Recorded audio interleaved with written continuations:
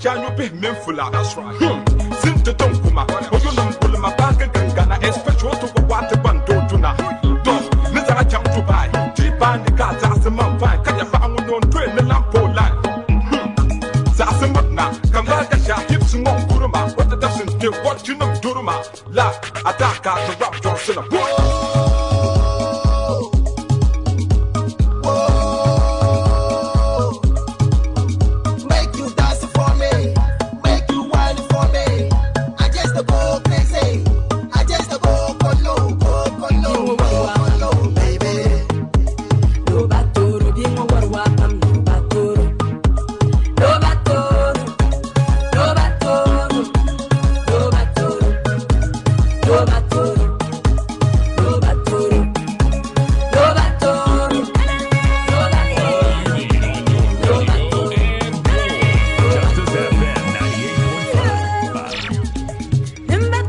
Radio Justice 98.5 megahertz. Good morning to you once again, wherever you are and you are picking the signals. Let me remind you that this morning government will be holding an emergency meeting on the organized labor 12 unions strike, and we'll be hearing from government. Remember last week government stretched hands for those unions to sit and negotiate on their problems. But as we said now, the issue is still, they are still battling with it. But we expect to hear from. So we expect to hear from government. What exactly is government going to tell those unions this morning? So we're monitoring to see once the waves are clear, or hook on to Joy to bring to you up to speed what exactly government is going to talk about on the emergency meeting about the 12 unions strike. And I believe that is the latest information that we expect to pick from you as we take a look at our discussions pretty shortly. But coming up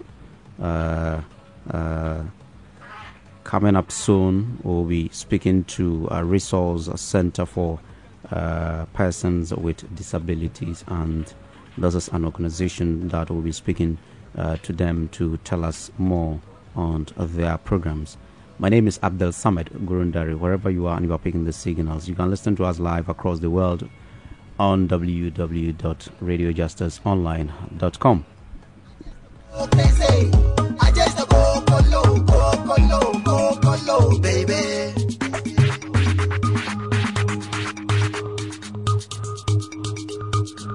Bandicats, as a man fine, can you find on train the lamp for line? Sasamutna, come back and shall keep some more Kuruma, what the doesn't do what you know, Duruma. La, attack the rap Johnson.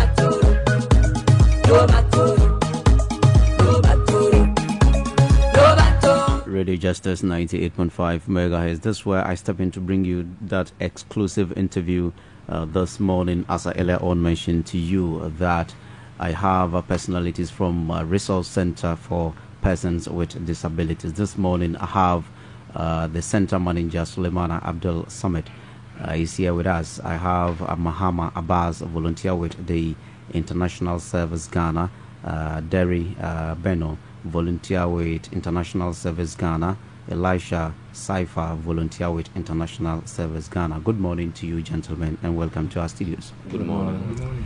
Yes. First of all, let me start with you, manager. Let's look at what is the work of the Resource Center. Thank you very much. My name is Sheikh. The Resource Center works to promote the welfare of persons with disability in a way of bringing all disabled people together at one place to fight for their rights and also promote the rights of children with disability. We also try to look at the issue of poverty of people with disability, and we'll look at the nature of parents of children with disability, how the problems they are facing. And the resource center basically is giving information and receive information on behalf of the resource, on behalf of persons with disability and general public and government of Ghana. Okay. Thank you. Elisha, let me speak to you. Let's look at what are the problems faced by persons with disabilities in Tamale. Okay, thank you. You know, the problems are many. So if you are to talk about the problems, it's like you take the whole day. But just let me highlight a few. Okay. I'm beginning with stigmatization. You know, persons with disability tend to be stigmatized in Ghana here, and it's really appalling. You know, because it's like they are misunderstood and they are mocked at. In fact, taking the children, for example, if they are going to school and it's like they are not encouraged enough, they tend to drop out of school, and it's very appalling. Yeah. It's not impressive because it tends to bring them down. And also, as I was saying about the education, then also we have unemployment because they are not encouraged to go out and search for jobs. It's like most of the times they are unemployed, and they all resort to this roadside begging. And one thing is, persons with disability, when they tend to fall sick and go to the, you know, when they get there, interaction with them, especially the deaf, just communication, it tends to like they don't get because they are because of their predicament. They don't get to just get the right treatment for what they are suffering. So there are a whole lot of problems that are there, but it's like Ms. Abbas, let's look at what are your current projects at the Actually, center? thank you very much. As you said earlier on, we are volunteers with the International Service, but we are in collaboration and partnership with the Resource Center for Persons with Disabilities. Okay. We have about 4 main projects, activities under our projects. Okay. The first one is sensitization, which we started with. We've been to Tishibu Anglican, the Winning Life Academy, where we talk to the children about the causes of disability, the problems faced by disabled persons, and also the potentials of the disabled people. And we are also doing the radio discussion as part of the sensitization program. And we'll also be going to communities to run the sensitization program as well. And the second activity under the project is website design, which is meant to publicize the activities of the resource center, so that people outside Tamale can log into the website, then have information on disability, and also how they can also assess their rights. We also have the third activity under our project is documentary, where we want to take a documentary of influential people or famous people with disability, so that people living will actually do something better in life. And the final and the fourth activity is grants and partnership. We are still working on the grants and partnership as well. We are trying to link up with the Tamale Resource Center, so that they can better assist. And we are also preparing grants or proposals to corporate bodies and international organizations, so that they can help the resource center. Because day in day out, people without finance, they can't actually. The resource center cannot actually push the agenda of the disabled people. So basically, this is what we are doing. We've actually done some, but we are on course to achieve others. Okay, manager, let me come back to you, and we look at how does your work helps the disabled in Ghana. Basically, it helps disabled people in Ghana, especially the northern region. We try as much as possible to have link with our district executives and to see the problem that they are encountering. And basically, sometimes you look at when you take a look at the common fund issue. Always issues are reported to us, and we see how we address it. And we also see the needs. When we see the need, we try to allocate mobility appliances and then hearing aid and other necessary things they are looking for. And actually, we build their capacity and also give them empowerment workshops and then group development and other issues, so that they can be independent and they can fight for their own rights wherever community they find themselves in. So basically, this is what we do to promote the welfare of persons with disability in this region and as Ghana. is Okay. concerned. If you are doing the listening, I'm speaking to officials from Resource Center for Persons with Disabilities. They are working, they are volunteers with International Service Ghana, and we're talking about support and discrimination, the need for us to do away with discrimination among disabled people. And this issue, they've also talked about, if we go to so many offices, we discriminate these people. How to climb to an office is a problem for a disabled person. These are all challenges. These are all issues that we need to be talking about as a people. We seek to develop, but we need to move along with everybody in terms of development. Benno, let me come to you and we'll look at why is that significant to support persons with disabilities? There's a general saying that no man is an island. I don't believe you got to this stage without support in life. Yeah. You are able, because you had the support as an able person doesn't mean a disabled person shouldn't get the same support. And why it is very important to support people with disabilities, especially, is that current statistics show that persons with disabilities are among the poorest of the poor in society. They need to be supported. Because of the stigma attached to persons with disability, they tend to have a low self-esteem and confidence, and they need to be supported to build up their self-esteem and then their confidence. There's also people with disabilities also tend, there's a Disability Act now, but they don't tend to enjoy the laws stipulated by the Disability Act, and they need to be supported so that their voices will be heard, so that what is written in the law will be given to them. As you were saying about the buildings, they don't get the opportunities to get to high-rising buildings because of accessibilities and other things. I think this is why it is important to support persons with disabilities. Okay, a follow-up question that I want to put across is what activities are suitable for disabled in Tamale? Not just in Tamale, but the world as a whole. Okay. I don't think there are any activities that have been labeled as disabled specific. Yeah. Every activity a normal person can do, the same activities a disabled person can do. That is why we are currently carrying out the sensitization programs. We want them to know that they can get involved in every aspect of life. They can get involved in education, in sports, in every aspect of life they want to be involved in. And the icon we are using for our sensitization programs is the current Minister for Culture and Chieftaincy, Dr. Henry Dana. He has proven that if given the opportunities, people with disabilities can make it in life. He is a lawyer, I keep saying, and he has a PhD in law. There are normal people who wish to be what he is but are not able. But a disabled person has been able to get to that stage.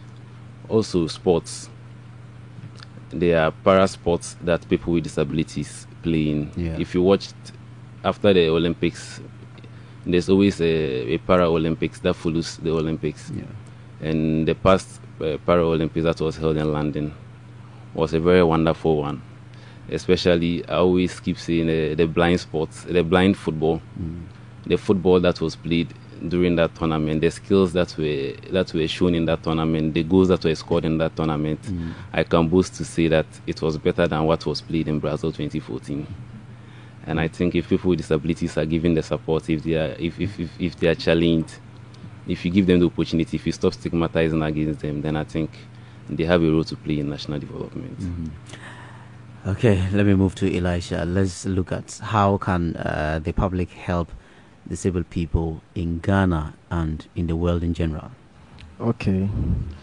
You know, our main problem that we are facing, and it's like the public, what they can do to help, it's like they need to be sensitized. If the public are sensitized, okay, and feel like a disabled person must enjoy equal rights and must be active as a normal or able person in society, is very encouraging for a disabled person. If, like, sorry to say, it's like a blind man or a deaf person is being seen as an able person, and being treated the same way, the self-esteem and the confidence will be boosted.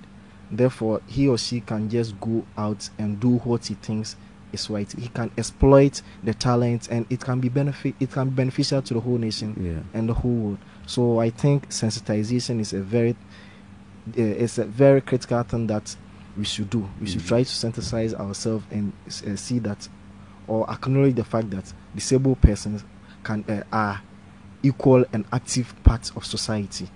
And again, it is vital for people not to exclude as I was saying, not to exclude disabled person from the community. The interaction with them, and encourage children to accept. There is this thing like train a child in the way he should go, so that when he grows, he will not depart from it. So if during our tender ages we are taught that a disabled person is equally active like an able person, it's like when we grow with it, because you have grown acclimatized, it's like we grew up with it, so it's like you don't see the person different from us. So that it will help us more, and it's like they will feel part of the society. With that, this thing that the low self-esteem and the begging thing that you see, that it's not good. Okay, it can help us very much. And one thing is, we also advocate for government to just the laws that have been enacted to for the disabled persons or persons with disability. It's like we advocate that the government should make it very flexible for them to enjoy it. If they tend to enjoy it, it's like they'll just feel okay, and they can go hard. Because as my brother earlier said, Dr. Henry Dana, definitely he had restrictions, but it's like since he withstood all, he have been able to achieve what even able person is not achieving. So again, to my brothers and sisters, my mothers, and all persons with disability, even if you are stigmatized, just stand for what you aim to achieve. Don't let your self-esteem go now. Just try to aim high, and later the people who were laughing at you later tend to look up to you as an icon in society. So that's what I'll say. Okay, exactly. So we do hear communities who discriminate so much people with disability. Some rain insults, and at the end the person will say, well, I didn't create myself, God created me. So but let's all join hands in advocating that we see people with disability as able as we are. Let me speak to Mr. Abbas. Let's look at what are the common causes of disability. Okay, thank you very much. There are numerous causes of disabilities. Basically, we have cataract. As you all know, we have 4 known types of disability. Some would prefer to call it physically challenged, or visually impaired, or hearing impaired. We also have the mentally challenged. That's the 4.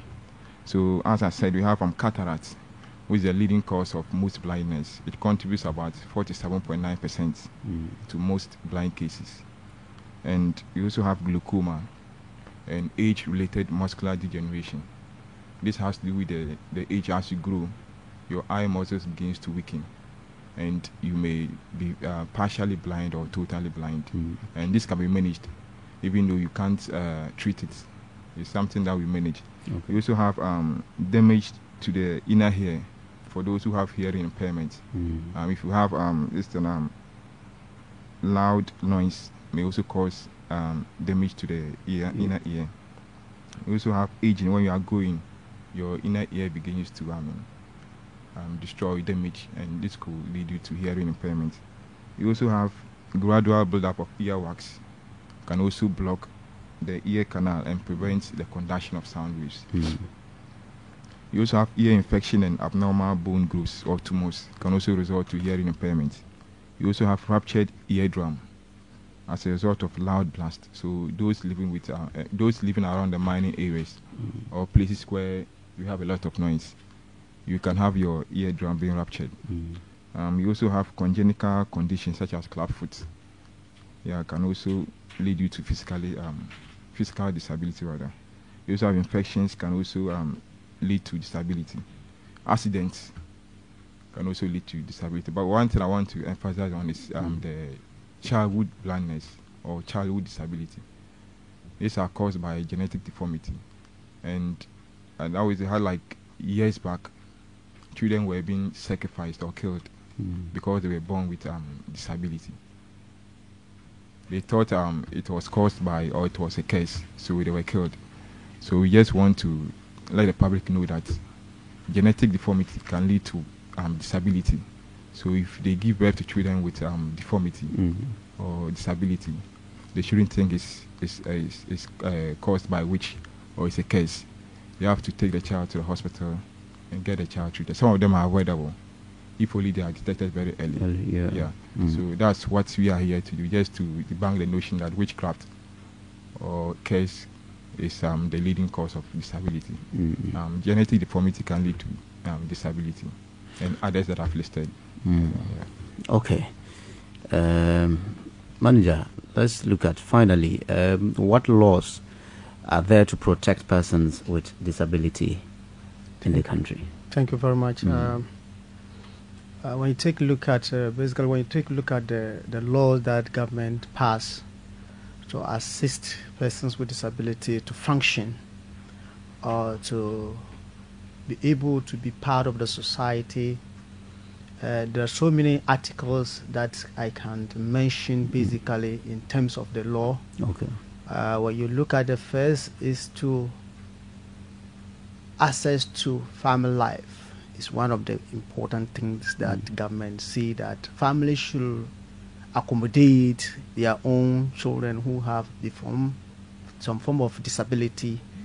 Education is one of the articles, free education for persons with disability, and also accessibility to public buildings, institutions.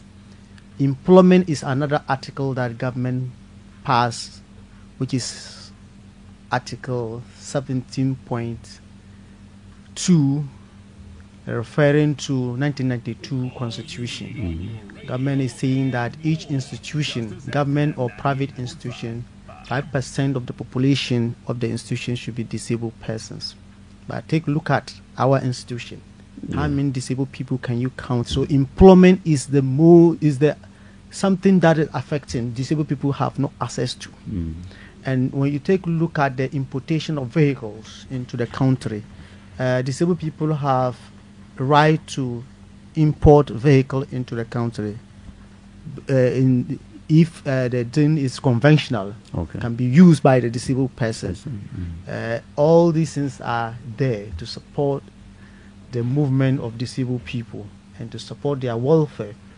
When you take a look at the rehabilitation centers, government set up these centers, but look at the program they are rendering for disabled people. They are not, flexible. When disabled person get to these centers and comes out, they are not usable to their community. People don't patronize their product. When you take a look at health centers, as my brothers already mentioned, government said that it should be free for persons with disability. How many disabled people are able to access their health needs? Go to the centers. You can't even access the building. You can't even communicate. As a deaf person, you can't communicate to the people to assist you. You will end up being in problem, because they will understand you different way, and they will provide those services that you are not intend to have, you are looking for. So when you take a look at the common fund that also set aside, it's also earmarked in the law. Our members are not able to access it freely. This thing has been detected. They are dictating to disabled people in terms of the common fund is concerned.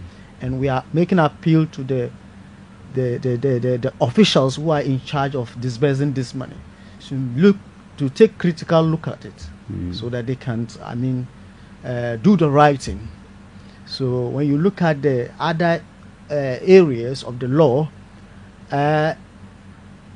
we disabled people have the right, as far as the UN Convention of the Rights of Children with Disabilities are concerned, or rights of persons with disabilities is concerned, because this law didn't pass just like that. It's a worldwide issue. So, but when you take a look at, government is not enforcing that. So we are appealing to government to enforce it, so that it can be workable document to support the movement of disabled people. At this juncture, we need to wrap up the show. Beno, final comment as part of public awareness creation. I just want everyone to know that disability is not meant for specific people. When my boss was speaking, he did mention that accidents do cause disabilities. Yeah. So I just want everyone to put at the back of their head that they can get disabled at any time at all. So in order that you'll be treated well if you become disabled, also treat others with disability very well. So just empathize with persons with disabilities. That is my final word. Okay. Elisha, final comments, and we wrap up. Okay, thank you. As my brother earlier said, it's like everybody is prone to be disabled. So see a disabled person or a person with a disability as part of society.